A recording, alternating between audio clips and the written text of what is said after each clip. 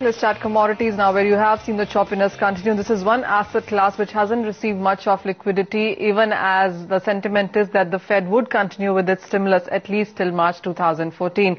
On your screens, the gold prices are trading at a one-week lows and the silver is at a three-month lows. In the Indian markets as well, you have seen the declines continue there. Same is the case with the energy space, where you have seen five-month lows on the NYMEX crude prices, just about holding that $93 per barrel there. The Brent, of course, continues to trade on the higher side, 108 on your screens there as well. And the declines have continued for the base metal space also, 0.5% down for copper and nearly 0.25% down coming in for lead zinc as well. Let's get in then. Chirag Sheth, he's VP, Latin Manharlal Commodities, and he joins us live on the show. Chirag, hi, welcome. First of all, what's your sense with the precious metals? Because the kind of declines that we have seen, especially in the Indian markets, 30,000 challenging on the lower side, 45,000 as well on silver prices on the lower side too. Are you looking at further declines for this? Yes, the trend remains the same, but we believe that there is a bounce back which is, there in the offing.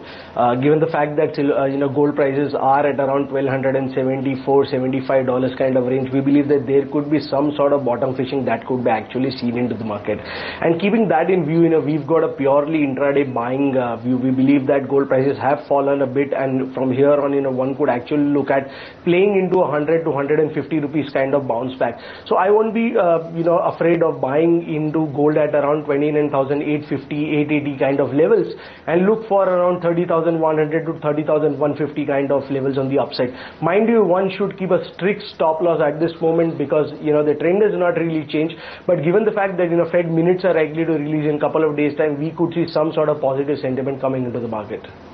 Chirag, how would you look at the silver prices? Three-month lows in the international markets. Do you see 45,000 breaching in a hurry, and what kind of support levels are you working with? I think silver at this moment, yes, is looking a little bit more jittery than what we are seeing in gold. But we believe that the fundamentals of silver are much better than what we are seeing that in gold. So we believe that there could be some sort of, again, bounce back imminent in silver as well. But yes, you cannot rule out a possibility of, silver prices going below somewhere around 44,000 or 44,200 at this moment. But I would be buying into silver at around 45,000 and look for 45,500 to 45,600 from here on. Fair point, Chirag. How would you look at energy space? Because the declines there have been quite sharp as well for last 8 or 9 weeks. We've only seen one side way, and that has been south for the crude prices, especially in NYMEX. The Brent, of course, seems to be holding well. But then again, there is a report from Citigroup, and they say $98 per ounce for Brent is what they are working for in 2014. From 108 to 98, is that the kind of target that you would also hold? Yep. We have been bearish on crude oil for quite some time. Given the fact that there is no geopolitical premium at this moment into the market, I think crude is really looking at what we call as a demand and supply kind of fundamentals. So right now, crude oil prices is purely driven by these two factors. And given the fact that demand is fairly weak, and we've looked at US pumping oil at full throttle, I think that is likely to put in some sort of pressure into the market.